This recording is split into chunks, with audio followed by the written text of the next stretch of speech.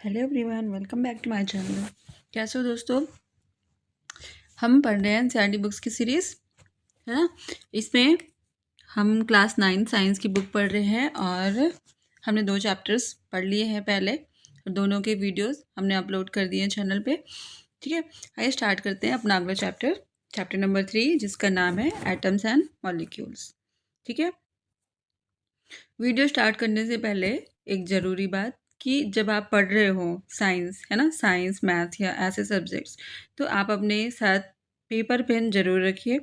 जो इम्पॉर्टेंट चीज़ें हैं, जो इम्पॉर्टेंट फैक्ट्स हैं या फिर कुछ लॉज होते हैं, उनको आप नोट डाउन करिए ताकि आपको क्या हो, रिवीजन में इजी हो, है ना। जब आप रिवाइज करें तो आपको जल्दी से रिवाइज हो जाए चीज़ें। ठीक है,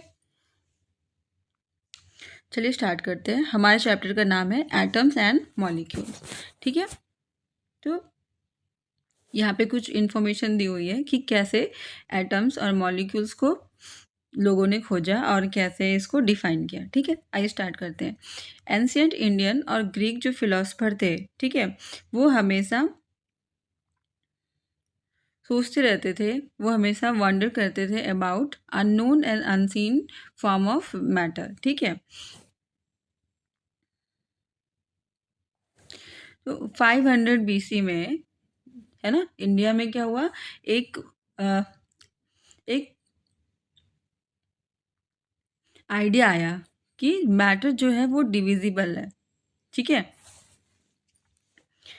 और एन इंडियन फिलोसफर जिनका नाम था क्या, महर्षि कणाद। ठीक है, उन्होंने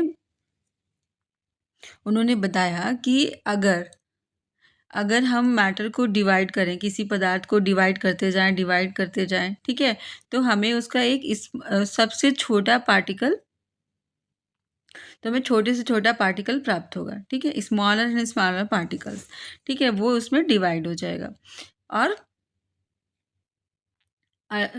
लास्ट में एक ऐसी स्टेज आएगी जब उसको और छोटे पार्टिकल में डिवाइड करना पॉसिबल नहीं होगा, है ना। तो इस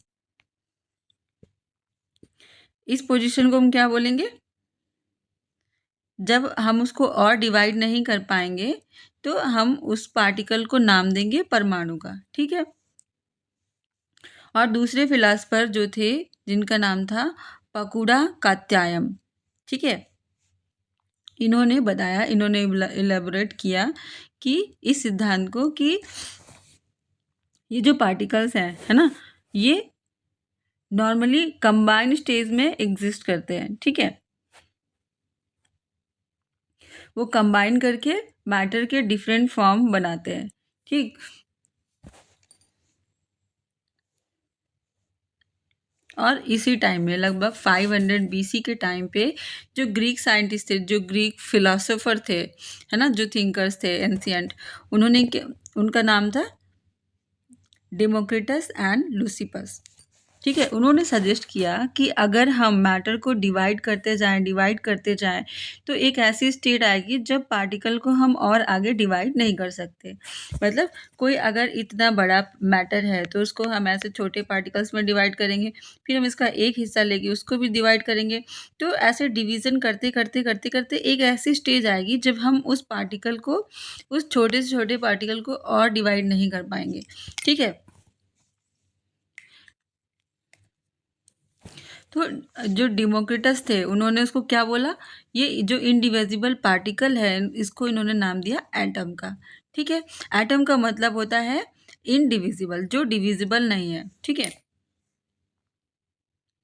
और ये सारी चीज़ें किस पे बेस्ड थी, ये सारी जो इन्फॉर्मेशन हमें मिल रही है इंडियन और ग्रीक फिलोसोफर से, ये हमें मिल रही है, ये हमें थ्योरी के फॉर्म में मिल रही है, बल्कि इनका एक्सपेरिमेंट नहीं हुआ है। ठीक है, और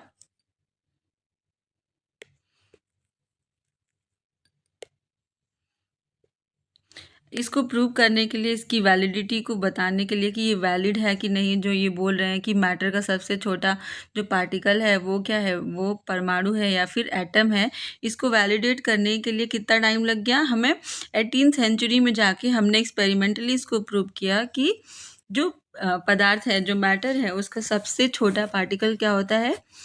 एटम होता है, जिसे हम फर्दर डिवाइड नहीं कर सकते। ठीक है। तो 18th सेंचुरी के एंड में क्या होता है, जो साइंटिस्ट होते हैं, ठीक है, scientist recognise the difference between elements and compound and naturally became interested in finding out how and why elements combine and what happens when they combine। ठीक है। 18th सेंचुरी के एंड में साइंटिस्ट ने recognise किया कि जो elements है, जो कंपाउंड है, वो डिफरेंट है,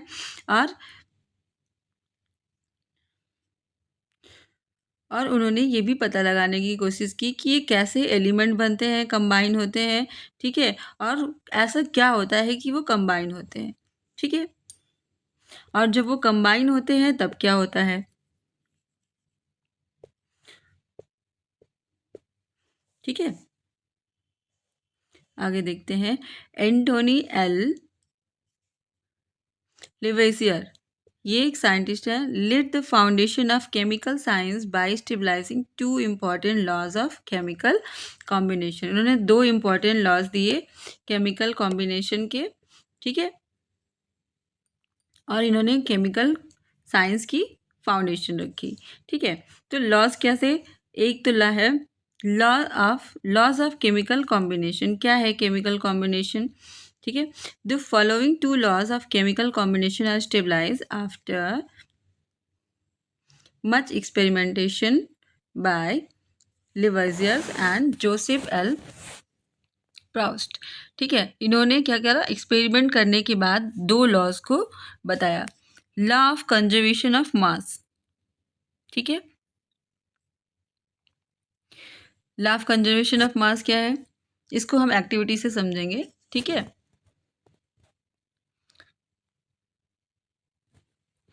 तो पहले एक क्वेश्चन होता है, जब कोई एक्टिविटी होती है, जब कोई केमिकल चेंज होता है, केमिकल रिएक्शन होता है, तो क्या वहाँ पे मास में चेंज होता है पार्टिकल के, या फिर नहीं होता? मैटर के मास में चेंज होता है या फिर नहीं होता, इसको हम एक्टिविटी से समझेंगे। ठीक है। Take one of the following sets x and y of chemicals. X और वाई 2 सेट दिए हुए हमारे पास, जिसमें केमिकल के नाम है। हमें कोई एक सा भी सेट ले लेना है, जैसे कॉपर सल्फेट या सोडियम सल्फेट एक साथ ले लेना है, या फिर हम सेकेंड ऑप्शन को चूज़ कर सकते हैं, थर्ड को, किसी एक को ले सकते हैं। ठीक है। फिर हम एक्सपेरिमेंट अपना करेंगे, एक्टिविटी करेंगे। हम इसका 5% सोल्यूशन बना लेंगे। ठीक है। किसी भी पेयर का, चाहे फर्स्ट का, चाहे सेकंड का, चाहे थर्ड का।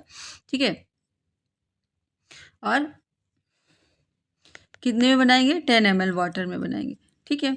और इसका जो सोल्यूशन बनेगा हमारा 5% सोल्यूशन, उसका स्मॉल अमाउंट लेंगे, छोटा सा अमाउंट लेंगे।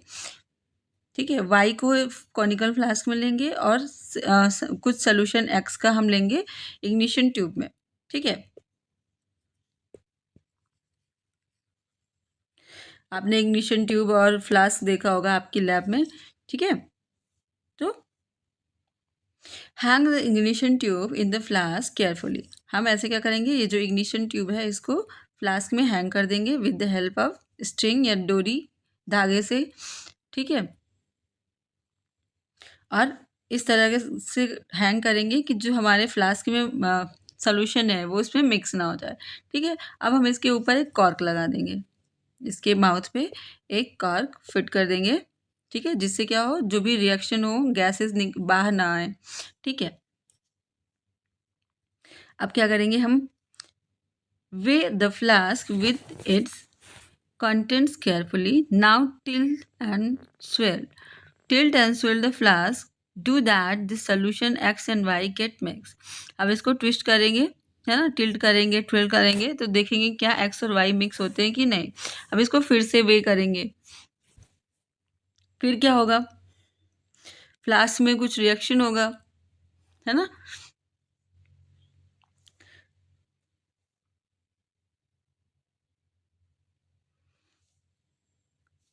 ओके। तो लॉ ऑफ कंजर्वेशन क्या कहता है? Law of conservation of mass states that mass can neither be created not destroyed in chemical reaction. जब हम दोनों केमिकल को मिलाएंगे तो रिएक्शन होगा, फिर भी क्या होगा, सारा जो नया केमिकल बनेगा सबका वेट क्या होगा, पहले की तरह, पहले के बराबर ही होगा। ठीक है, मास जो है पहले के बराबर ही होगा। तो इसका क्या मतलब है, जो मास होता है ना वो ना तो डिस्ट्रॉय होता है ना तो उसको हम क्रिएट कर सकते हैं। ठीक है, ये होता है law of conservation of mass. मतलब रिएक्शन के बाद भी जो ओरिजिनल अमाउंट है दोनों केमिकल्स का, वो लास्ट में रिजल्ट में हमें उतना अमाउंट मिलेगा। ठीक है, लॉ ऑफ कांस्टेंट प्रोपोर्शन, आपने एक लॉ तो देख लिया, law of conservation of mass. दूसरा क्या है, लॉ ऑफ कांस्टेंट प्रोपोर्शन। जो साइंटिस्ट है उन्होंने क्या करा, दूसरे साइंटिस्ट के साथ मिलके उन्होंने देखा कि जो डिफरेंट टाइप के कंपाउंड्स हैं ना, बहुत सारे जो कंपाउंड्स हैं वो क्या है, दो या दो से अधिक एलिमेंट से मिलके बने होते हैं, है ना। और ये जो कंपाउंड्स होते हैं इनमें सेम एलिमेंट सेम प्रोपोर्शन में होते हैं। ठीक है, और इससे मतलब नहीं है कि वो किस जगह से बन के आए हैं। जैसे वाटर, अब वाटर में हमेशा 2 मॉलिक्यूल ऑफ हाइड्रोजन होता है, 1 मॉलिक्यूल ऑफ वाटर होता है, चाहे वो कहीं से भी बन के आए, है ना। चाहे पानी, चाहे वो बर्फ में हो, है ना, कहीं भी हो, कोई भी उसका सोर्स हो वाटर बनने का। किसी भी रिएक्शन के द्वारा वाटर का अगर फॉर्मेशन होता है तो उसमें हमेशा 2 मॉलिक्यूल ऑफ हाइड्रोजन होगा, एक एक 2 एटम हाइड्रोजन के होंगे, 1 एटम होगा ऑक्सीजन का, एक वाटर मॉलिक्यूल बनाने के लिए। तो क्या कह रहा है ये लॉ, कि जो भी कंपाउंड बनते हैं, ठीक है, उनका सोर्स चाहे जो भी हो, उनका जो केमिकल कंपोजिशन होगा वो सेम होगा। ठीक है, in a compound such as water, the ratio of mass of hydrogen of the mass of oxygen to the mass of oxygen is 1/8। Hydrogen और ऑक्सीजन का रेशियो मास का कितना होता है, 1/8 का। ठीक है, और ये वाटर कहीं से भी बने, इसका मतलब क्या है, जब 9 ग्राम अगर हम वाटर बना रहे हैं तो इसमें 1 ग्राम क्या होगा, हाइड्रोजन होगा, और 8 ग्राम क्या होगा, 8 ग्राम होगा इसमें ऑक्सीजन। ठीक है, और अगर हम अमोनिया बनाते हैं, अमोनिया का फार्मूला क्या होता है,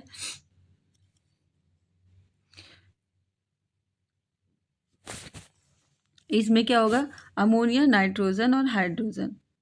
अमोनिया किससे बनता है, नाइट्रोजन और हाइड्रोजन से। ठीक है, और इनका रेशियो क्या होता है, 14 और 3 का। ठीक, चाहे हम किसी भी मेथड से अमोनिया को बनाते हैं, क्योंकि इसका फार्मूला आता है NH3। NH नाइट्रोजन का मास होता है 14 और हाइड्रोजन का 1, तो 3 मॉलिक्यूल्स हैं, तो 1 इंटू 3 3 हो गया, तो इनका रेशियो क्या हो गया, 14 इंटू 3। चाहे हम किसी भी सोर्स से अमोनिया का फॉर्मेशन करें, किसी भी तरीके से अमोनिया बनाएं, हमेशा अमोनिया में नाइट्रोजन और हाइड्रोजन का रेशियो हमेशा 14 और 3 ही होगा। ठीक है, तो ये क्या है, ये है कंजर्वेशन ऑफ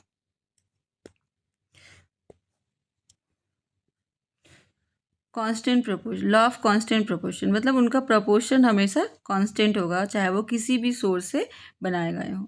ठीक है, और इसको हम और भी किस नाम से जानते हैं, लॉ ऑफ डेफिनिट प्रोपोर्शन। मतलब इनका प्रोपोर्शन हमेशा एक फिक्स्ड होता है, हमेशा फिक्स्ड होता है, वो चेंज नहीं होता। ठीक है, और इस लॉ को दूसरे साइंटिस्ट प्राउस्ट ने कैसे डिफाइन किया, as in a chemical substance the elements are always present in definite proportion by mass. किसी भी केमिकल सब्सटेंस में जो एलिमेंट्स होते हैं वो हमेशा एक डेफिनिट प्रोपोर्शन में प्रेजेंट होते हैं। ठीक है,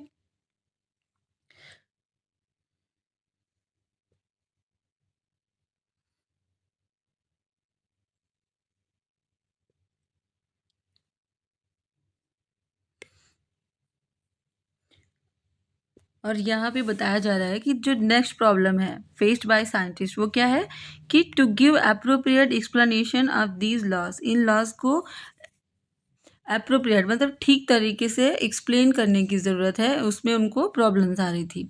ठीक है, तो ब्रिटिश केमिस्ट थे जॉन डल्टन। ठीक है, उन्होंने एक बेसिक थ्योरी प्रोवाइड करी about the nature of matter. उन्होंने मैटर के नेचर पे एक थ्योरी दी। ठीक है,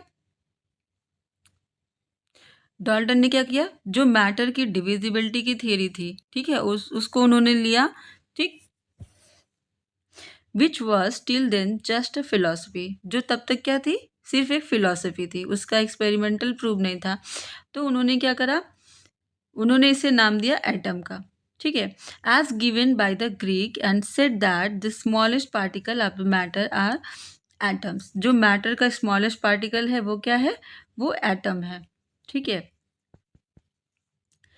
और उनकी जो थ्योरी थी, his theory was based on the law of chemical combination.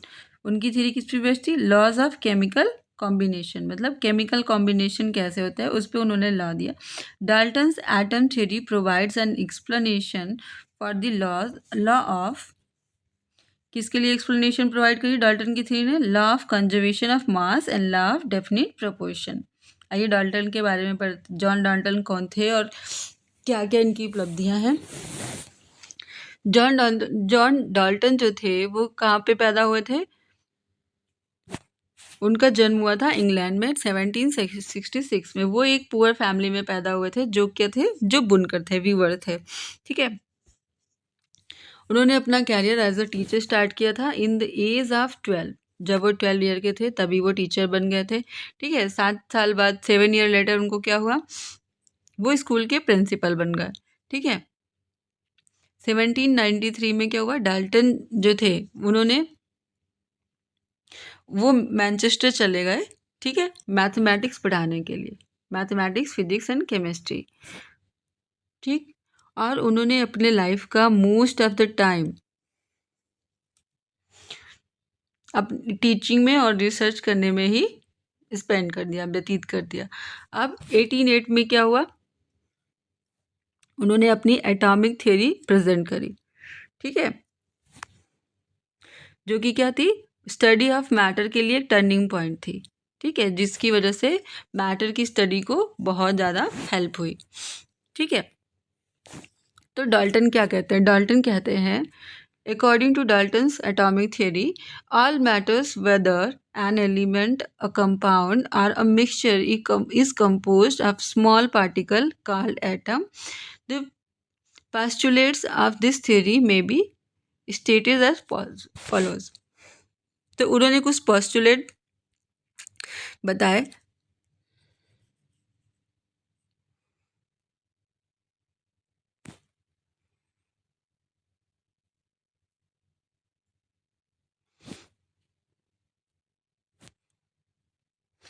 इनकी थ्योरी के अकॉर्डिंग जितने भी मैटर हैं, चाहे वो एलिमेंट हो, है ना, वेदर एन एलिमेंट, कंपाउंड या फिर मिक्सचर, ये सब किससे बने होते हैं, वो सब स्मॉल पार्टिकल से बने होते हैं, जिसे हम एटम कहते हैं। ठीक है, कुछ पोस्टुलेट है उनकी थ्योरी के, जैसे जो सभी मैटर है, all matter is made of very tiny particles called atom. जितने भी मैटर है सब किससे मिलके बने, एटम से। ठीक है,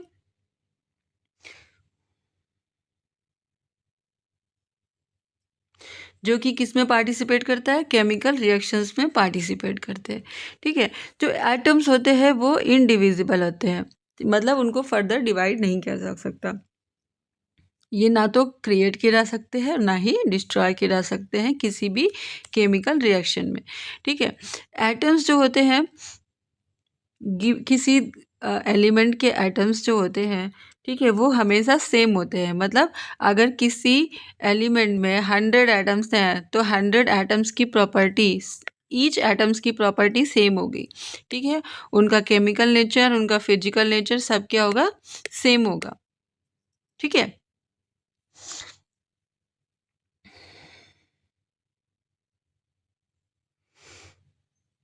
और उनका मास आइडेंटिकल होता है, उनका केमिकल प्रॉपर्टीज सेम होती है।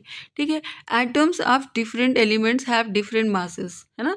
इसका मतलब ये नहीं है कि डिफरेंट एलिमेंट के सेम मास होगा, अलग अलग मास होते हैं डिफरेंट एलिमेंट के। ठीक है, जैसे सोडियम के अगर एटम्स हैं तो उसके मास अलग होंगे, हाइड्रोजन के मास अलग होंगे। ठीक है, इस तरीके से डिफरेंट एलिमेंट के एटम्स के मास डिफरेंट होते हैं। Atoms combine in the ratio of small whole numbers to form compounds. Atoms क्या करते हैं, कंबाइन करते हैं और कंपाउंड बनाते हैं। ठीक है,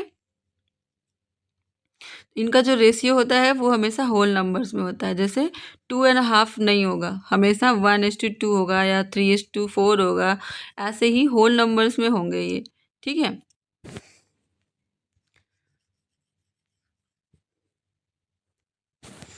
और the relative number and kinds of atom are constant in a given compound. ठीक है।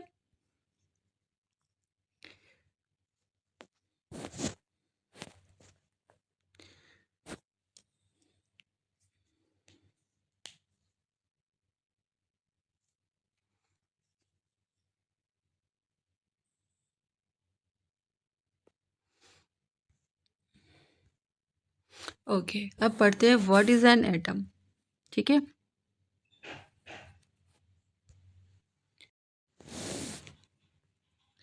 What is an atom, atom क्या है और इसके बारे में देखते हैं। ठीक है।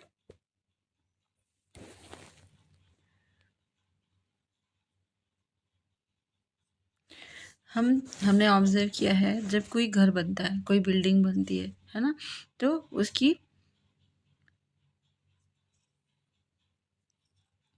उसकी पहले वॉल बनती है, फिर रूम बनता है, फिर बहुत सारे क्या होते हैं, रूम्स बनते हैं और उनको मिला के एक बिल्डिंग बनती है। तो जो बिल्डिंग ब्लॉक है वो क्या है, वो जो छोटे छोटे बिल्डिंग ब्लॉक्स हैं ये मिलके क्या बनाते हैं, एक बड़ी सी बिल्डिंग बनाते हैं। तो वैसे जैसे आंट हिल्स बनती है ना, तो उसमें क्या होता है, जो बालू होते हैं है ना, आंट उसको इकट्ठा कर करके बालू की छोटे छोटे ग्रेन्स उठा के उससे वो अपना एक घर बनाते हैं। ठीक है।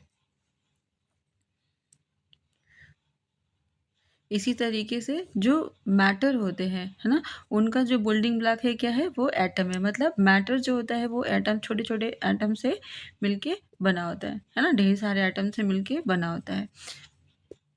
ठीक है। तो एटम्स कितने बड़े होते हैं, हाउ बिग आर एटम्स, कितने बड़े हो सकते हैं। ठीक है। एटम्स बहुत छोटे होते हैं। ठीक है। और वो इतने छोटे होते हैं कि हम इमेजिन नहीं कर सकते। हाँ।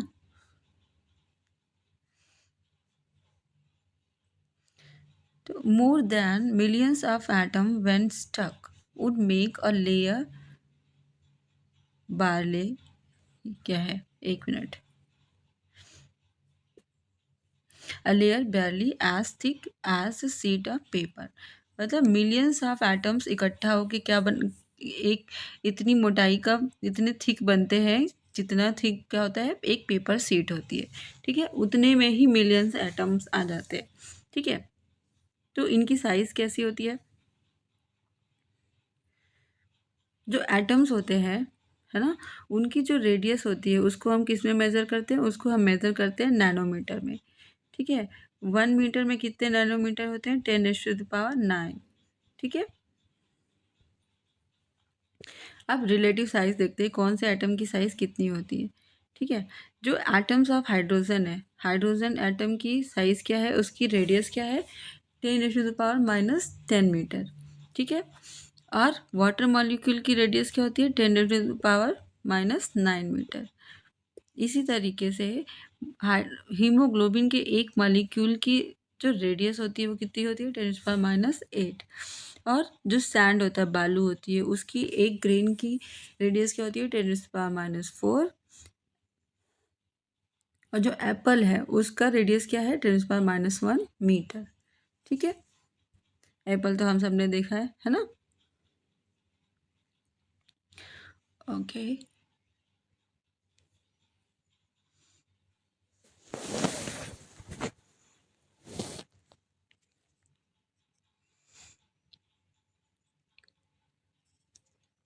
ओके, तो हम सोच सकते हैं कि एटम्स इतने छोटे होते हैं, उनका कोई सिग्निफिकेंट नहीं होता, तो हम उसके बारे में इतना ध्यान क्यों दे रहे हैं, है ना, हमें उसके बारे में इतने जानने की ज़रूरत क्या है, क्योंकि वो तो बहुत छोटे होते हैं, निग्लिजिबल होते हैं। तो ऐसा इसलिए है कि जो भी वर्ल्ड में, और entire world is made up of atom, पूरा जो वर्ल्ड है वो किससे बना है, एटम से बना है। ठीक है। हम इसे देख नहीं सकते, फिर भी वो क्या है, वो है प्रेजेंट है, constantly affecting whatever we do, हम जो भी करते हैं उसे वो अफेक्ट करते हैं। ठीक है,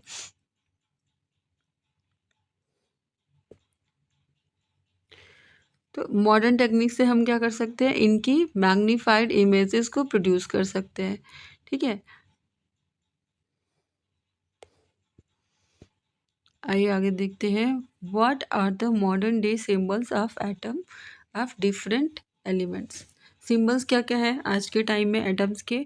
डाल्टन जो थे, जो फिलोसोफर थे इंग्लैंड के, ठीक है, वो ऐसे पहले साइंटिस्ट थे जिन्होंने एटम्स के लिए सिंबल्स का यूज़ किया है ना। He used a symbol for an element. He also meant the definite quantity of that element, that is one atom of that element. और उनके बाद जो बर्जीलियस थे उन्होंने सजेस्ट किया क्या, जो एटम्स के सिंबल हैं उनको उनके लेटर्स, नेम के फर्स्ट टू लेटर से रिप्रेजेंट किया जाए। ठीक है, आइए देखते हैं डाल्टन ने क्या क्या सिंबल्स दिए थे, कौन कौन से एटम के लिए, कौन कौन से एलिमेंट के लिए। हाइड्रोजन का सिंबल उन्होंने ऐसे बताया, कार्बन का इस टाइप से, oxygen, phosphorus, sulphur, iron, copper, lead, silver, gold, platina and mercury. ये सिंबल्स जो है किसके द्वारा प्रपोज किए गए थे, डाल्टन के द्वारा।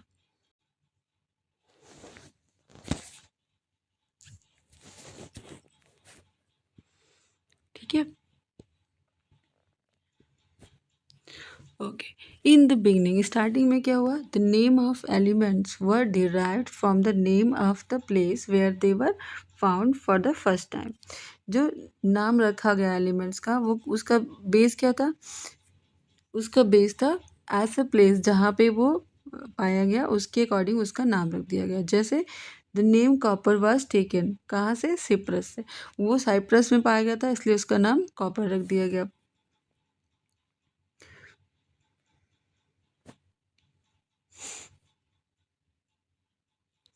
और नाम कैसे रखे गए, उनके स्पेसिफिक कलर से। ठीक है, जैसे गोल्ड है ना, gold was taken from the English word meaning yellow. अब गोल्ड का कलर येलो होता है इसलिए उसको गोल्ड नाम दे दिया गया, है ना, क्योंकि वो देखने में येलो कलर का होता है और येलो मतलब गोल्ड इन इंग्लिश वर्ड। आज के समय में क्या है, आज के टाइम में है IUPAC नेम सिस्टम। IUPAC मतलब international union of pure and applied chemistry.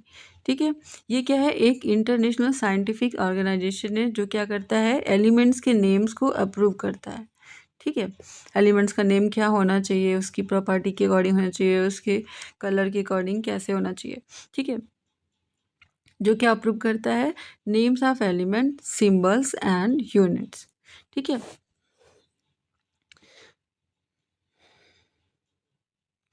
बहुत सारे सिंबल्स को हम उनके नेम के फर्स्ट या पहले एक या फिर दो लेटर से लिखते हैं। ठीक है, जिसमें पहला लेटर कैपिटल लेटर होता है, ठीक है, अपर केस में होता है, और जो दूसरा लेटर होता है वो क्या होता है, लोअर केस में होता है, यानी स्मॉल लेटर में होता है। ठीक है, जैसे हम सोडियम को लिखते हैं Na, है ना, क्लोरीन को लिखते हैं Cl, इस टाइप से, है ना। हाइड्रोजन को H से लिखते हैं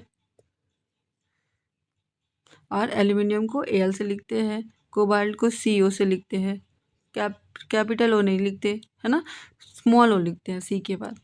ठीक है, और कुछ जो सिंबल्स हैं, symbols of some elements are form from the first letter of the name and a letter appearing letter in the name. ठीक है, एक तो फर्स्ट लेटर और दूसरा उस नेम के बीच में कोई भी ऐसा लेटर हो, उससे हम रिप्रेजेंट करते हैं। जैसे क्लोरीन हो गया, क्लोरीन में C तो फर्स्ट लेटर है ना, LH के बाद आता है, फिर भी हम L से रिप्रेजेंट करते हैं क्लोरीन को। और जिंक, ZINC, N इसका थर्ड लेटर है, फिर भी हम इसको ZN से रिप्रेजेंट करते हैं, सेकेंड लेटर से नहीं। ठीक है, इस टाइप से इसका सिंबल डिसाइड किया जाता है। ठीक है, और भी जो सिंबल्स हैं और जो एलिमेंट्स के सिंबल्स हैं उनको लैटिन या फिर जर्मन या फिर ग्रीक नेम के लेटर से रिप्रेजेंट किया जाता है। जैसे आयरन है ना, आयरन का लैटिन नेम है फेरम, इसलिए उसको हम आयरन को Fe से रिप्रेजेंट करते हैं। ठीक है, जैसे सोडियम, सोडियम का नाम क्या है, नेट्रियम। ठीक है, इसलिए उसको हम Na से रिप्रेजेंट करते हैं। जैसे पोटेशियम, वैसे तो पोटेशियम का P होना चाहिए लेकिन हम उसको K से रिप्रेजेंट करते हैं। क्यों? क्योंकि इसका नाम है केलियम। ठीक है, therefore each element has a name and a unique chemical symbol. एक नेम होता है और उनके पास एक यूनिक केमिकल सिंबल होता है।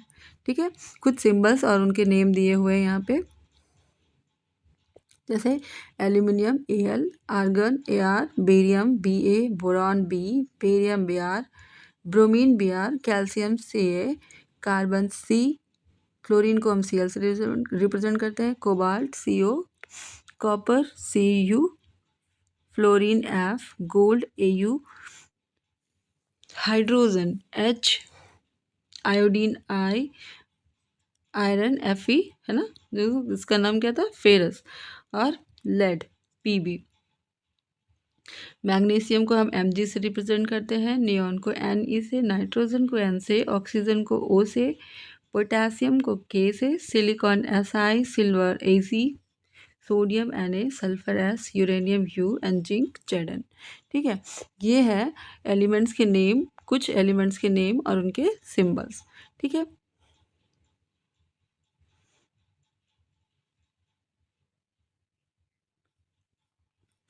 ओके, आगे देखते हैं एटॉमिक मास क्या होता है। ये तो हो गया एटम्स और उनका सिंबल। अब देखते हैं एटॉमिक मास क्या होता है। The most remarkable concept that Dalton's atomic theory propose, क्या प्रपोज करती है डाल्टन थ्योरी, कि जो एटम है उसका मास होता है।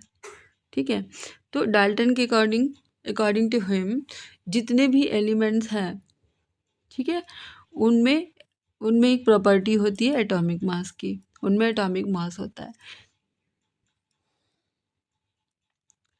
The theory could explain the law of constant proportion so well that scientists were prompted to measure the atomic mass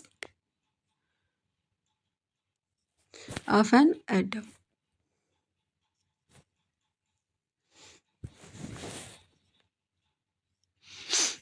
तो ये जो एटॉमिक मास की प्रॉपर्टी है ना, ये थियरी क्या कर सकती है, ये थियरी एक्सप्लेन करती है कांस्टेंट प्रोपोर्शन ऑफ एलिमेंट, है ना।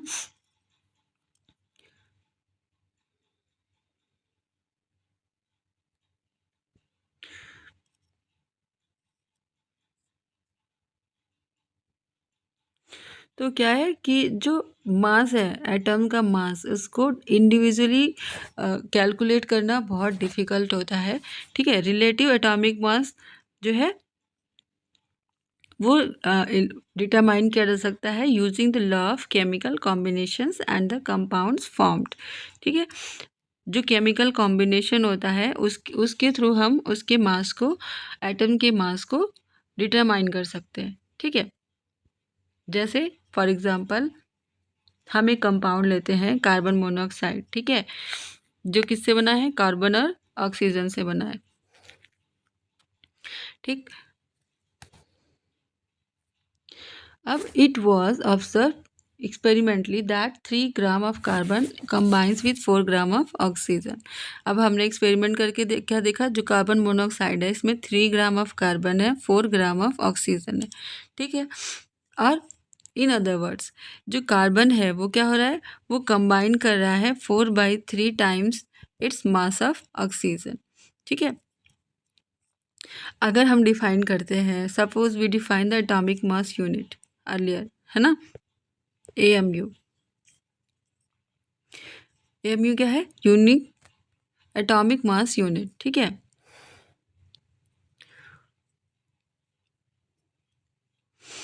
ये पहले क्या AMU से रिप्रेजेंट होता था, अब इसको IUPAC के थ्रू हम किससे रिप्रेजेंट करते हैं, U से रिप्रेजेंट करते हैं, ओनली U। ठीक है, as equal to the mass of the carbon atom when we would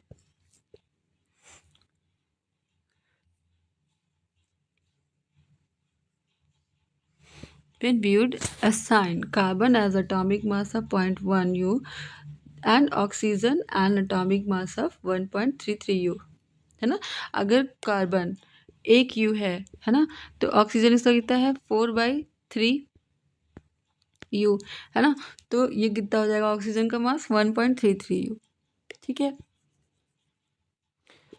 however it is more convenient to have these numbers as whole numbers are as near to a whole numbers as possible। तो हम क्या, ये अब points में तो बहुत difficult हो जाता है, ठीक है। तो ये बहुत कन्वीनियंट है कि हम इसको क्या किस में रिप्रेजेंट करें, होल नंबर्स में। ठीक है, while searching for various atomic mass units, scientists initially took 1/16 of the mass of an atom of naturally occurring oxygen as the unit. This was considered relevant due to two reasons। ठीक है,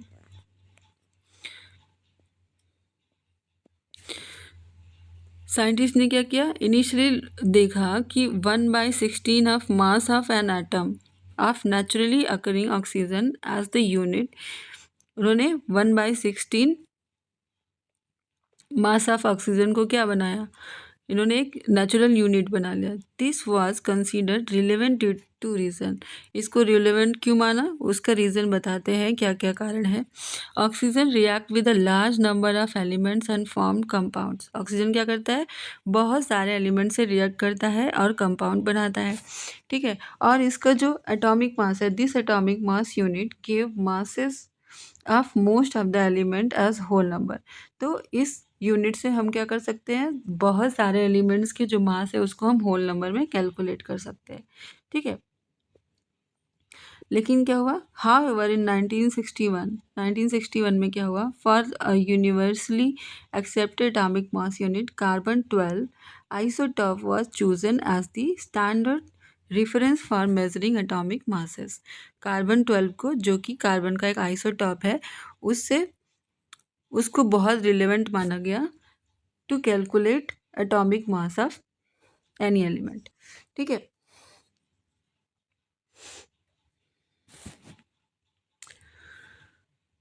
one atomic mass unit is mass unit equal to exactly 1/12 of the mass of atom of carbon 12।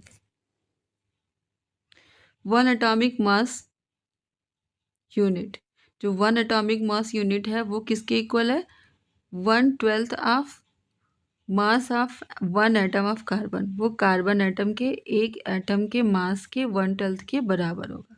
ठीक है, the relative atomic masses of all elements have been found with respect to an atom carbon 12।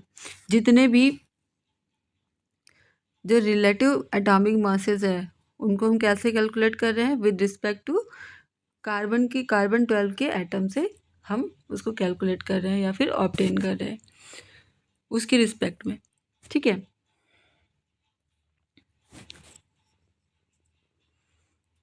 अगर कोई fruit seller है ना, उसके पास कोई standard wait नहीं है, तो वो क्या करता है, वो अपना एक वाटरमेलन उठाएगा और कहेगा this has a mass equal to 12 units.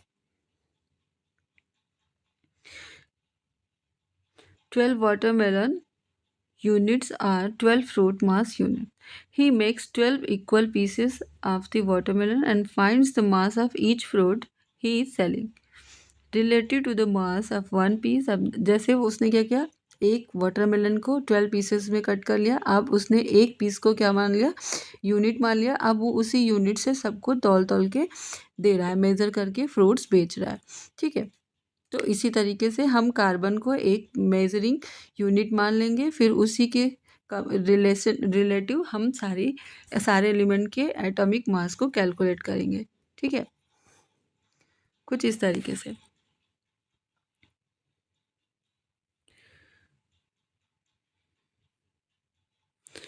Okay.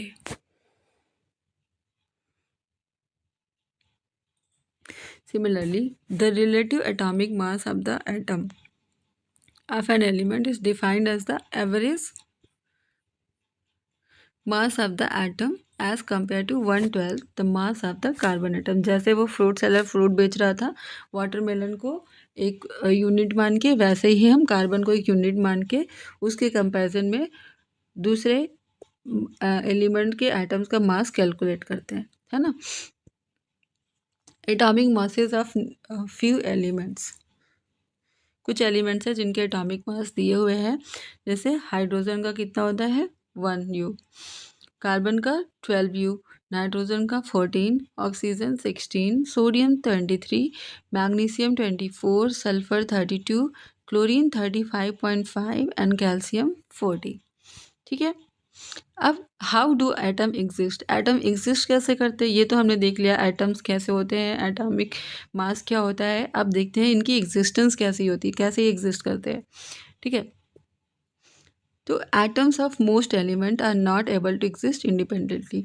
Atoms क्या होते हैं, इंडिपेंडेंटली एग्जिस्ट नहीं करते, वो स्वतंत्र नहीं रह सकते। तो उनकी एग्जिस्टेंस के लिए क्या चाहिए, वो कंबाइन होके अस्तित्व में रहते हैं, मतलब वो मॉलिक्यूल्स बनाते हैं या फिर आयंस बनाते हैं।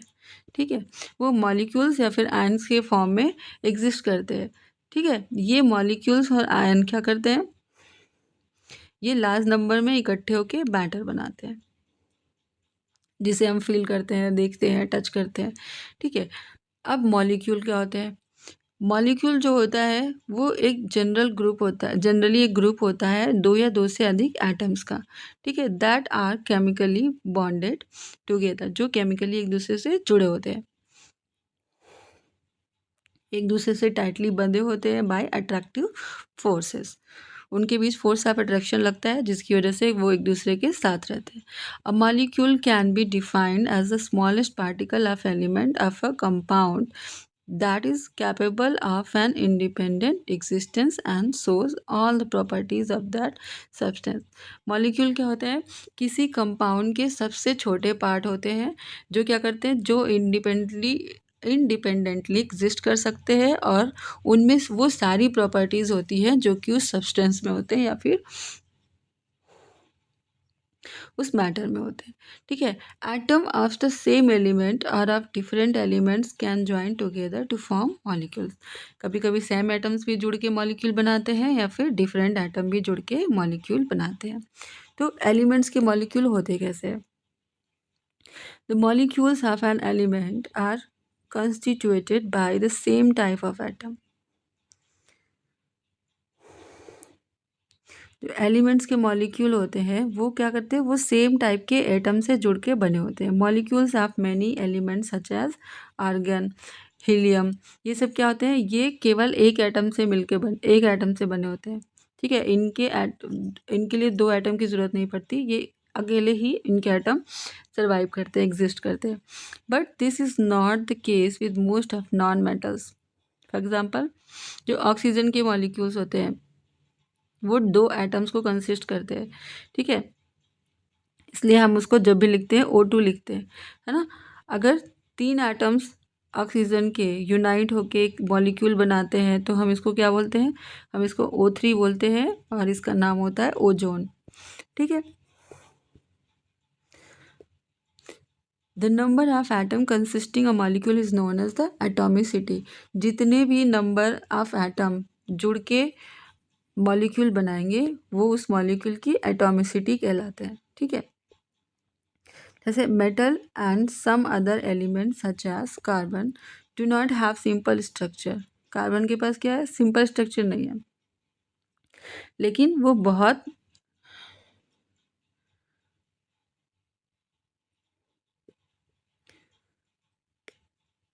consist of a very large and indefinite number of atoms bonded together। Let us look at the atomicity of some non-metals। कुछ नॉन मेटल्स हैं जिनकी एटॉमिसिटी दी हुई है हमें, आइए देखते हैं। Atomicity of some elements, type of elements, non metals, name argon, इसकी एटॉमिसिटी क्या है, मोनोएटॉमिक है। आर्गन क्या होता है, अकेले रह सकता है, एक एटम उसका, ठीक है, तो इसकी एटॉमिसिटी क्या है, मोनोएटॉमिक। हीलियम भी अकेले रह सकता है एटम, इसलिए इसको मोनोएटॉमिक बोलते हैं। ऑक्सीजन डायटॉमिक होता है, हाइड्रोजन भी डायटॉमिक है, नाइट्रोजन भी डायटॉमिक है और क्लोरीन भी डायटॉमिक है। फास्फोरस टेट्राटॉमिक है और सल्फर होता है पॉलीएटॉमिक। ये देखते हैं इन सब के बारे में, ठीक है। मॉलिक्यूल्स ऑफ कंपाउंड्स,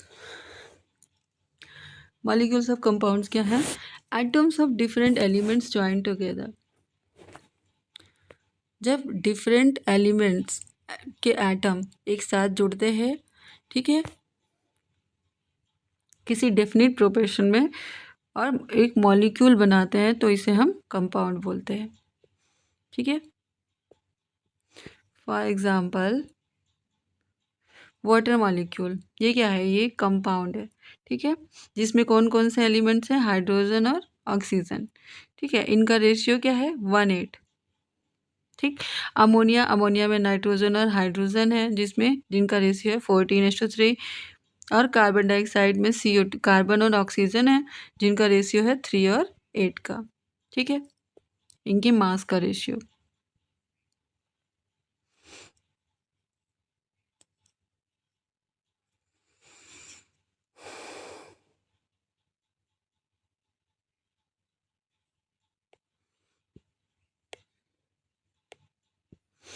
आगे देखते हैं what is an ion. Ion क्या होता है, हमने देखा मॉलिक्यूल्स, कंपाउंड्स, है ना, एलिमेंट्स। अब देखते हैं आयन क्या होता है। Compounds composed of metals and non metals contains charge species. Compound क्या करते हैं, उनमें कुछ चार्ज होते हैं, ठीक है, the charge species are known as ion. कुछ कंपाउंड होते हैं जिनमें कुछ चार्जेस होते हैं, पॉजिटिव नेगेटिव, जिन्हें हम आयन बोलते हैं, ठीक है। Ions may consist of a single charge atom or a group of atoms that have a net charge on them। जैसे हमारे पास OH माइनस है ना, या फिर H प्लस है, वो सिंगल भी हो सकता है, ग्रुप ऑफ एटम्स भी हो सकता है, उनके ऊपर चार्जेस होते हैं, ठीक है, पॉजिटिव या फिर negative.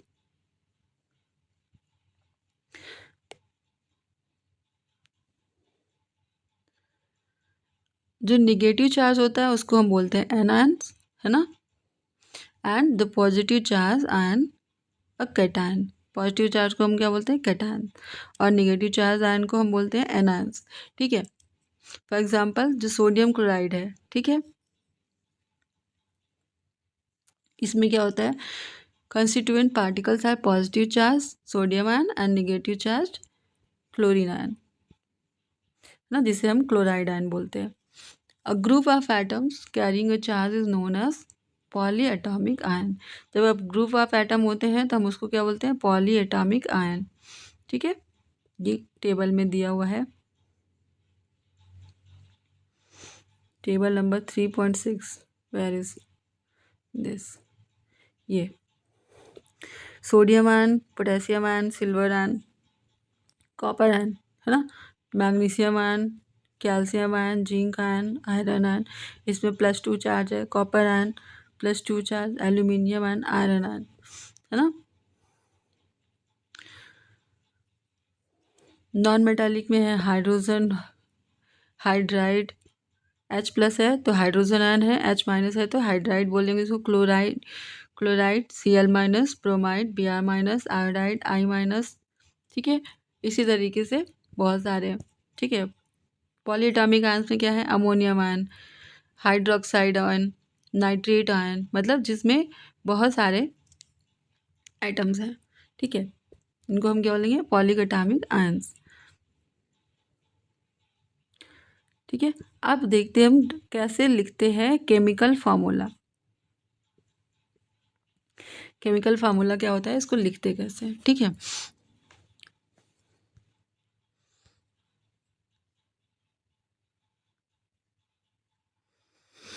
Writing chemical formula. The chemical formula of a compound is a symbolic representation of its composition. क्या होता है वो symbolic representation होता है उसके composition का, मतलब उसमें कितने कौन से एटम कितने रेशियो में हैं, वो क्या रिप्रेजेंट करता है, केमिकल फार्मूला को. The chemical formula of different compounds can be written easily. For example, हमें किसकी ज़रूरत होगी, we need to learn the symbols and combining capacity of the element. हमें उस एलिमेंट के सिंबल के बारे में पता होना चाहिए, कैसे उसको रिप्रेजेंट करते हैं, और उसकी जो कंबाइन कैपेसिटी है वो क्या है, वो कितने एटम के साथ कंबाइन कर सकता है ना, वो कितना रिएक्टिव है. अगर हमें इस बारे में पता होगा तो हम उसके केमिकल फार्मूला को, ये जो कंबाइनिंग पावर है किसी एटम की, इसको हम क्या बोलेंगे, इसको हम बोलते हैं एलिमेंट की वैलेंसी. वैलेंसी क्या होती है, ये यूज़ होती है, use to find how the atoms of an element will combine with the atoms of the another element form a chemical compound. किसी chemical compound को बनाने के लिए किसी एटम की कितनी वैलेंसी है, मतलब वो कितना कंबाइन, कितने एटम्स को कंबाइन कर सकता है, उसकी वैलेंसी ये बताती है. ठीक है.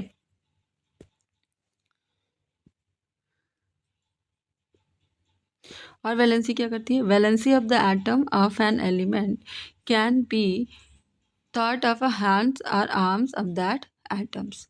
है ना, जैसे अपने आर्म्स को यूज़ करते हैं किसी चीज़ को होल्ड करने के लिए, तो वैसे ही एटम्स की वैलेंसी जो होती है वो दूसरे एटम्स को होल्ड करने की कैपेसिटी को रिप्रेजेंट करती है. अब ह्यूमन बींग्स के पास 2 आर्म्स हैं, और ऑक्टोपस के पास कितने हैं, 8 हैं. अगर एक ऑक्टोपस को कैच करना हो या कुछ पकड़ना हो कुछ लोगों को, है ना, in such a manner that all the 8 arms of the octopus has both arms of all the human are locked. तो कितने ह्यूमंस ऑक्टोपस होल्ड कर सकता है, अगर हम ऑक्टोपस को ओ से रिप्रेजेंट करें और ह्यूमंस को एच से रिप्रेजेंट करें, तो हम इसको कैसे फार्मूले में लिख सकते हैं, OH4, है ना.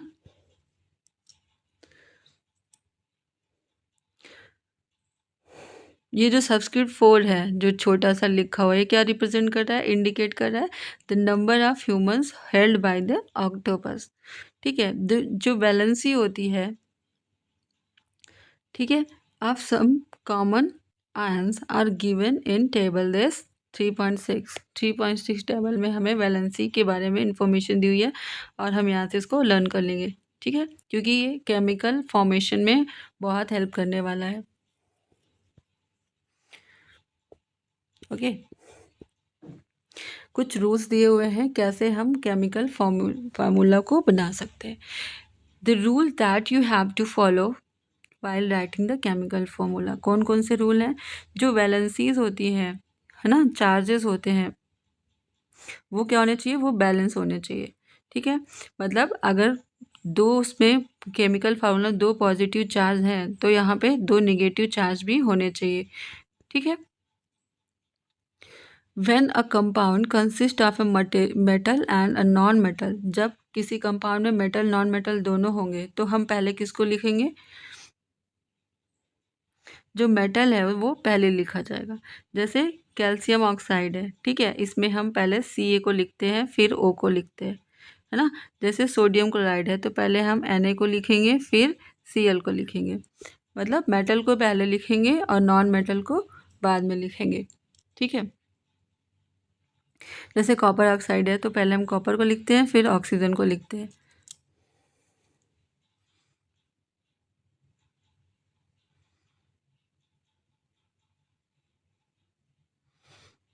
Okay. The compounds formed with polyatomic ions. The number of ions present in the compound is indicated by enclosing the formula of ion in brackets and writing the number of ion outside the bracket. जैसे magnesium hydroxide, अब magnesium का क्या है, इस पर positive charge कितना है, 2, और ऑक्सीजन पर निगेटिव चार्ज कितना है 1। तो हम मैग्नीशियम का जो पॉजिटिव चार्ज है 2, उसको हम किस में लिखते हैं, सबस्क्रिप्ट में लिखेंगे OH के ब्रैकेट के बाहर, है ना। ये कुछ बेसिक रूल्स हैं जिनके थ्रू हम केमिकल फार्मूला बना सकते हैं। अब फार्मूला ऑफ सिंपल कंपाउंड्स के फार्मूला कैसे बनाएंगे। The simplest compound which are made up of two different elements are called binary compound। जो दो डिफरेंट एलिमेंट से मिलकर बने होते हैं simple compound which are made up of two different elements, दो डिफरेंट एलिमेंट्स के एटम से मिलकर बने होते हैं उनको क्या बोलते हैं, बाइनरी कंपाउंड्स। ठीक है, कुछ इस तरीके के आयंस की वैलेंसीज दी हुई है 3.6 में, है ना। यू कैन सी, जबकि क्या होता है, writing the chemical formula for compounds we write the constituent elements and their valencies as shown below, then we must cross over the valencies of the combining atoms। जैसे हमें hydrogen chloride का लिखना है HCl का, है ना। पहले हमने हाइड्रोजन का सिंबल लिखा, क्लोरीन का लिखा, फिर हमने इसकी वैलेंसीज लिखी। अब इसको हम क्रॉस मल्टीप्लाई कर देंगे तो हमारे पास क्या होगा HCl। अब जैसे हाइड्रोजन सल्फाइड है, ठीक है। अब इसमें पहले हम इसका केमिकल फार्मूला लिखेंगे, पहले इसका सिंबल लिखेंगे, फिर वैलेंसीज लिखेंगे, फिर उसको क्लास मल्टीप्लाई करेंगे, H के साथ 2 ऐड हो जाएगा, S के साथ 1। ठीक है, तो इस तरीके से हम कंपाउंड्स के केमिकल फार्मूलाज को लिख सकते हैं। ये तो सिंपल से हैं। फार्मूला ऑफ कार्बन टेट्राक्लोराइड, इसमें कार्बन का C, क्लोरीन, इसके नीचे हम इसकी वैलेंसी, इसके नीचे इसकी वैलेंसी, फिर दोनों को क्रॉस मल्टीप्लाई करेंगे, फिर हमें मिल जाएगा CCl4। इसी टाइप से हम मैग्नीशियम ऑक्साइड का लिखेंगे, मैग्नीशियम क्लोराइड का लिखेंगे।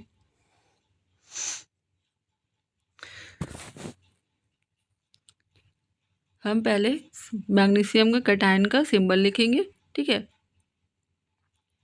और क्लोरीन के एनायन का, देन हम दोनों के चार्जेस लिखेंगे, फिर उनको हम क्रॉस मल्टीप्लाई करेंगे। ठीक है,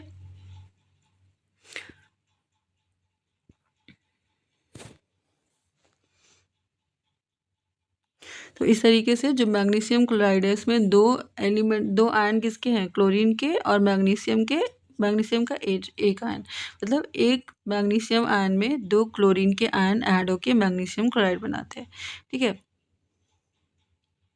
जो पॉजिटिव और निगेटिव चार्जेस हैं ये भी बैलेंस होने चाहिए। ठीक है,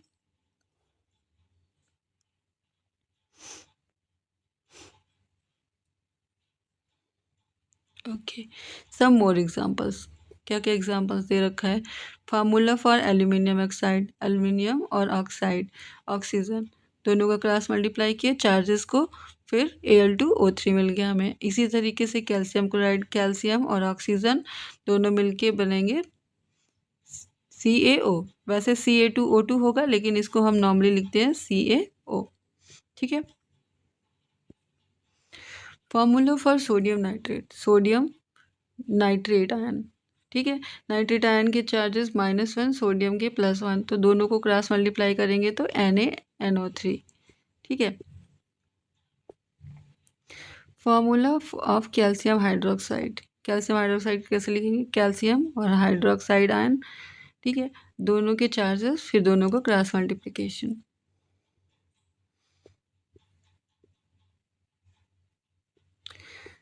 अब देखो, formula of calcium hydroxide is this and not this, है ना, क्योंकि जो हमारे पास आयन है वो क्या है, वो OH है। ठीक है,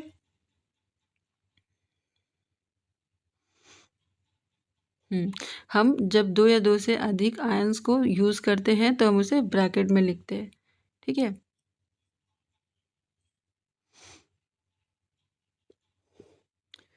formula of sodium carbonate, sodium carbonate का फार्मूला कैसे निकालेंगे, सोडियम आयन है जिसके पे चार्ज कितना है +1, और क्या कार्बोनेट आयन है जिस पे चार्ज है -2, दोनों का क्रॉस मल्टीप्लाई करेंगे सो Na2CO3, है ना।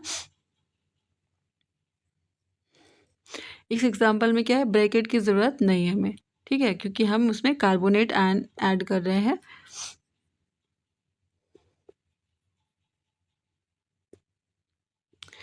Formula of ammonium sulphate NH4 ammonia और सल्फेट आयन की वैलेंस चार्ज कितना होगा -2 और NH4 का +1, तो दोनों का क्रॉस मल्टीप्लिकेशन NH4 का होल ट्वाइस SO4 है ना। अब स्टार्ट करते हैं। मॉलिक्यूलर मास क्या होता है? Molecular mass in section 3.222 we discuss the concept of atomic mass. हमने पहले पढ़ा एटॉमिक मास क्या होते हैं, ठीक है। अगर हम इस कॉन्सेप्ट को और आगे बढ़ाएं टू कैलकुलेट मॉलिक्यूलर मास, तो जो मॉलिक्यूलर मास होता है किसी सब्सटेंस का, the molecular mass of a substance is the sum of the atoms masses of all the atoms in the molecule. Molecule में जितने भी एटम हैं उनके मासेस का जो सम है वही होता है उस मॉलिक्यूल का मॉलिक्यूलर मास, ठीक है। जैसे हमारे पास H2O है, ठीक है। अब H2O का हमें मॉलिक्यूलर मास निकालना है, तो हम कैसे कैलकुलेट करेंगे? तो हम पहले देखेंगे हाइड्रोजन का एटॉमिक मास क्या है 1U, और ऑक्सीजन का एटॉमिक मास क्या है 16U। और हमारे पास H2O में कितने H हैं? 2 × 1 + 16 कितने हो जाएंगे 18, ठीक है।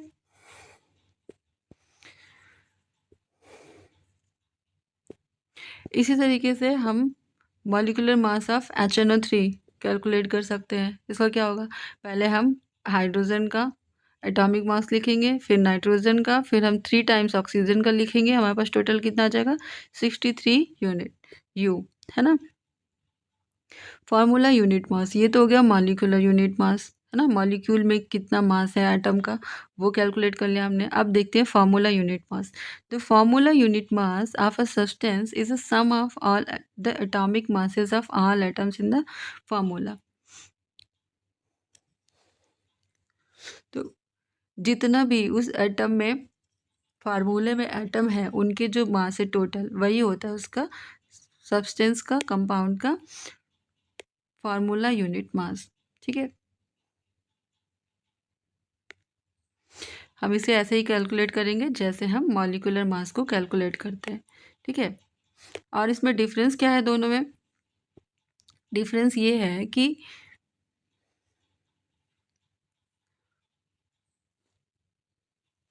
हम जो फार्मूला यूनिट मास है उसको हम किसके लिए यूज़ करते हैं? Word formula unit for those substances whose constituent particles are ion, ठीक है। जैसे सोडियम क्लोराइड, जैसे हमें कैलकुलेट करना है कैल्शियम क्लोराइड का फार्मूला मास, ठीक है। तो हम इसको कैसे कैलकुलेट करेंगे? कैल्शियम का एटॉमिक मास, ठीक है, और क्लोराइड का एटॉमिक मास टोटल हम सम करेंगे, हमें कितना मिलेगा 111U, ठीक है। ओके, इसी के साथ हमारा चैप्टर समाप्त होता है, ठीक है।